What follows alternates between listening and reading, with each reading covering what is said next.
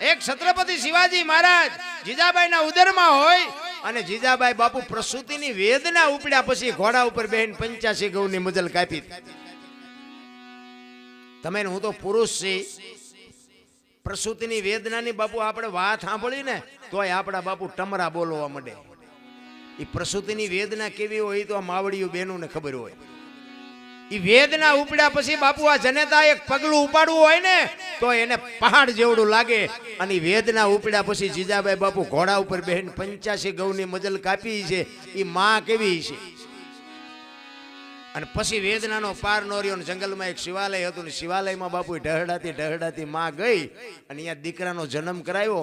બાપુ ઈ શિવાજી ને જીજાબાઈ ને એટલી તો ખુમારી હતી કે ભગવાન મને દીકરો આપે દીકરી આપે પણ મારું સંતાન આપને ટેકો દેવું થાય. મારું સંતાન માય કાંગલું કોઈ દી નો થાય. આવી ખુમારી માને હોવી જોઈએ.